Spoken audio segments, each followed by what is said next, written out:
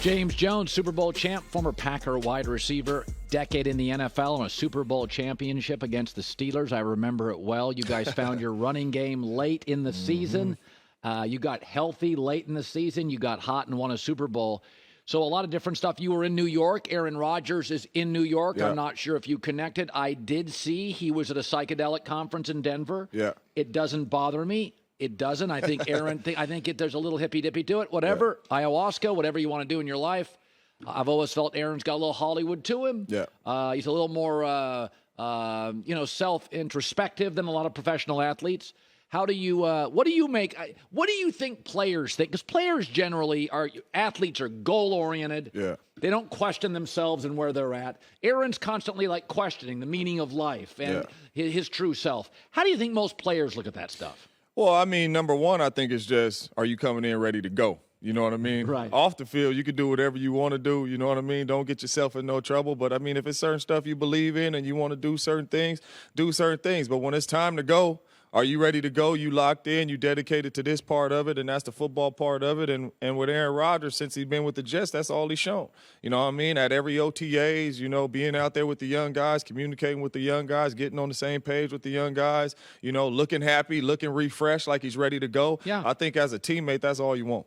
So, sometimes when you leave a company, and when I left ESPN, I knew there were things that I would miss. Yeah. The size and scale of the company, just the layers of help you could get, and not that it wasn't good here, but it's a smaller company. Yeah. And I knew there were things I was going to miss. We tend to, when people leave a company or a team, they bag on the former place, they get to a new place, and in a couple of years, we got problems here too. Yeah. Can I say this? Here's the one thing I hope Aaron appreciates. Mm-hmm. He had good offensive lines his entire stay in Green Bay. Green Bay and New England do a remarkable job of drafting and developing O-lines without any first-round picks. Yeah. And so when Montana went to Kansas City, Stafford to the Rams, Brady to the Bucks, Favre to the Vikings, Peyton Manning to Denver, they all inherited great young offensive lines or great O-lines. Yeah. Jets O-line, they got questions at left tackle, right tackle. They got a kid at center. Do you worry a little as quarterbacks get older, they don't want to get hit as much? Yeah. And the history is the great quarterbacks that have left and landed with great O-lines win big. Yeah. It's the number one part of the Jets I have huge question marks about. Is that fair? No, it's definitely fair. I mean, when you look at their roster from top to bottom, I mean, they stacked on the defensive side of the ball. You got playmakers on the offensive side of the ball at the skill positions, right? So, I mean, the one question mark is the O-line. But playing with Aaron Rodgers for so long, it was times in Green Bay to where, whether it be injuries or whatever it may be, the O-line was weak, rotating pieces and all that. And Aaron Rodgers is the one that strictly makes the O-line better. I'm not saying those guys can't play. Those guys are really good players. Bakhtiari, those guys are really good players. But the way he's able to get the ball out of his hands extremely fast, get the offense in the right play with certain defense. I mean, you see him with his cadence, being able to use the free play and all that. The way he's able to do that, the offensive line benefits off Aaron Rodgers. I'm not saying the Jets' offensive line is big time and they're elite, but they are going to benefit off of Aaron Rodgers. The way he's able to utilize the snap count to slow pass rushers down, the way he's able to get the ball out of his hands fast. He's going back with his offensive coordinator. So they are going to know, hey, this is what we like to do in Green Bay on third down. This is what we like to do on first down. They are going to be on the same page when it comes to that. So I truly believe the type of quarterback that Aaron Rodgers is, how smart he is, the way he's able to get the ball out of his hands and use his cadence, he is going to help this offensive line big time. Be as honest as you can. What are you hearing about Jordan Love replacing Aaron in Green Bay? I'm hearing, it's 50-50. I'm hearing a little mix, from a lot of people out there. Some of them think he's ready to go. Some of them think he needed another year behind Aaron Rodgers to sit and wait. I think the best thing about it is every time he's took the football field, he's gotten better and he's looked better. When he came in that Kansas City game when Aaron Rodgers was hurt, He didn't look good. They didn't put up any points. He did not look good out there. Then you see him come in last year in Philadelphia and look like the game slowed down for him. He moved the ball up and down the field, getting the ball out of his hands. So it all comes down to Jordan Love. If Jordan Love does not play well, the Green Bay Packers are not going to be a good football team. If Jordan Love comes out there and he plays well, the Green Bay Packers are going to be a really good football team and have an opportunity to compete. So I think for Jordan Love, for him, he's shown that the offense has slowed down for him. He has a command on the offense. I'm excited to see him spin it. But, yes, it's 50-50. Some people think he's ready. Some people think he got a little See, ways J-Mac, to go. when you hear that, if half the people don't think he's ready after 3 years. Yeah. Because when Aaron was behind Favre. We knew. You knew. By the way, and when did you – let's go back to that. Yeah. Did you know year 2? Did you know – how long did it before you and a couple, Donald Driver and a couple guys went, bro, can play? Well, I got there, and Aaron was going in year 3 when I got there. When you got there. When I got there, he now, was going year in year 3 of backing up. Backing up far. And what? And when I got there, the Charles Woodsons, the Al Harris, the Donald Driver was like, buddy can go, right? They knew from the get-go Aaron Rodgers was like that, right? Now, you don't know 4-time MVP and all that, but you know he's like that the way he could throw the ball, right? And you're telling me Green Bay's 50-50. Yeah, that's not good. Yeah, so Aaron Rodgers, we knew, hey, we're in good hands. Everybody was asking me, too, when Brett Favre was retiring and all that stuff was going on, what are y'all going to do? And I'm like, we just fine. We just fine. We just fine. We got a dude behind him that can really go. We just fine. Okay, so there's a history in the NFL, and I think I know some of the reasons that wide receivers have got the label the diva. Mm-hmm. And my takeaway has always been it's the basketball player on a football team. You're the first out of the huddle. Yeah. You don't necessarily depend on many others. A quarterback needs a left tackle, a run game, a good coordinator, protections from the center. A receiver breaks out huddle, man. It's me, mano a mano in the corner. Yeah. And there is a basketball feel to it, like you're a playmaker. Yeah. Even in football now, I'm covered. Throw it up. Always open. Like you're criticized as a quarterback. Yeah. And Aaron was one of the first to do this regularly 10 years ago. I'm going to throw to a covered guy. Yeah. So part of me thinks Stefon Diggs a little old school. He made noise in Minnesota. Yeah. He made noise in Buffalo. Now, go back to your career in the NFL. It's just part of the position. It is. And I think this is, I'm not going to blame too many people, but is this just who Stefon is? Well, number one, so, I mean, I was never a complainer about the football. Did I have the career that Stefon Diggs is having right now? Absolutely not. You weren't. He's going crazy. But I wasn't a complainer about the football. But what I will say is I would come back to the huddle, and Aaron would say, JJ, how I look over there? And it'd be 3 dudes around me. I'm open. You know, I'm open. You know what I mean? So as a receiver, you always think you're open and you want the football. The only thing that concerns me about this whole situation is Stefon Diggs is the most targeted receiver in the National Football League the last 3 seasons behind Davante Adams, and it's only a couple targets behind Davante Adams.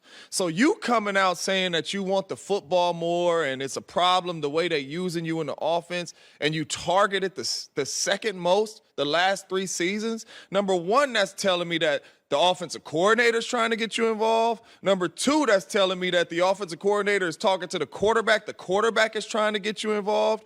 And number 3, it tells me that's selfish. You have Gabriel Davis. You have other guys in this room that you call your brothers that you're looking at in the meeting rooms, and you're complaining about the ball, and you're getting the ball 300 more times than they're getting opportunities to make plays. So I've been around guys that you know that want the football and it's only about the ball and their stats and all that, and it don't sit the right way in the locker room. It might not be a lot of guys saying stuff, but they know exactly who you are. And for Stefon Diggs, if I'm Gabriel Davis, I'm like, dang, bro, like you getting a bunch of targets. I'm not even getting half the targets you are, and you complaining about the football. And not only that, you have a quarterback in Josh Allen coming off of his worst season, turning the football over. And now he's breaking this huddle saying, if I don't get the ball to my star receiver and Stefon Diggs, he is going to pout and whine. It is going to come a time in the season, I promise you, that Stefon Diggs is not going to be happy with the targets that he gets. Or it might be when the game is on the line, Josh Allen goes to Gabriel Davis or somebody else because that's the right read. And Stefon Diggs, it's going to be a time to where he's not happy in Buffalo. And this is a problem because I feel with Josh Allen being a young quarterback, it's not like he's a veteran like Tom or Aaron Rodgers. Like being a young quarterback, you are going to try to get Stefon Diggs this ball. And at times, I promise you, he's going to force it to him. And it's going to turn into interceptions. And it's going to turn into bad throws. And I don't think this is going to be good for Buffalo. You've seen the last image in the playoff. You see Stefon Diggs on the sideline throwing his hands up, yelling at Josh Allen, and Josh don't even look at him, which let me know that I'm tired of hearing it because I'm giving you opportunities to make plays. Just because I go over here with the ball on certain plays, which the coverage or the reads is telling me to go over here, now you pouting. I think this is a big problem in Buffalo because it's going to come up in the time in the season. It's one of the reasons I supported the Cowboys when they moved off Dez, because if you looked at Dak Prescott, Dak was very good at sprinkling the infield. Yeah. He felt this internal pressure to get it to Dez. And even though Jason Garrett told me later he loved Dez, Dez started disrupting everybody else's touches, and they had young Dak. And their thing is, you got to let Dak grow organically. He can't be just zeroed in on you. Remember Dak and Dez, they go over there. And the Cowboys, I defended it, said, you know what? You're a great player and you get into the end zone 10 times a year. You're disrupting our young quarterback's growth. Even with that, and that's a really good point, because even with that, Dez Bryant was different than Stefon Diggs. Dez Bryant, Calvin Johnson and Dez Bryant, they treat it as a gunner at times. Two guys, because they know throw the ball up and it's going to be caught. Yeah. Stefon Diggs is not that guy. We ain't seen Stefon Diggs jump over guys consistently, mossing people, making catches. Stefon Diggs is a heck of a route runner. He has a lot of speed. He's really crafty, and he gets separation and gets open, right? But guys like that, sometimes you want to lock in on those guys, even if it's double coverage, because Dez has showed you, I will go up and get the ball, right? Yeah. That's not really Stefon Diggs' game. So for me, that's a little different, but it's still the same thing because the quarterback is bad decisions locked in over there throwing to those guys. Good stuff. I got to ask you, you really watch that position very well. James Jones joining us. DeAndre Hopkins, to me, is a one, but he is a different. He's not a burner. Yeah. So J-Mac and I talked about this. How do you view him at this point? What is he, a two? What are his skills? Like, I think New England works because he's a one there. No doubt about it. And he's still a number one receiver in this National Football League. And you talk about a guy that's, like we just talked about, is a Dez Bryant type guy. Not a lot of juice, not going to get a lot of separation. If you throw the ball in his area, the play is going to be made 90% of the time. When you talk about a quarterback like Mac Jones, if you have a guy that you can say, oh, you're going to give him one-on-one coverage, I have an opportunity just to throw the ball up to him, give him an opportunity to go make a play, and this guy will go up and make the play. And not only that, off the bus, he's a coverage dictator. Once he gets going, when the defense breaks the huddle, where is number 10? Find DeAndre Hopkins. We have to have eyes on Hopkins because we have to make sure that he does not wreck this game, right? And you're going to have to make sure safety help over the top, or it's going to have to be eyes on him. Because like I said, these 50-50 balls to DeAndre Hopkins are 90-10 balls to DeAndre Hopkins. It's not like just a regular wide receiver. He's going to go up and make the play. So when you have a young quarterback in Mac Jones and you have a guy on the outside that you know, hey, 90% he's going to go up and make this play, I'm going to give him an opportunity. And not only that, you want to roll the coverage over there to him, then I know what I got on the backside, and I can get the ball into my other playmaker's hands. It's going to make it easy on the quarterback. You were strong today. You brought it. You deserve double coverage today. We had to roll coverage over for you. Appreciate it. James Jones, love having him at Fox on a regular basis.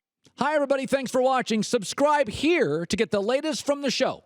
Also, be sure to check out more of the best clips from The Herd or go watch a few segments from other shows on FS1.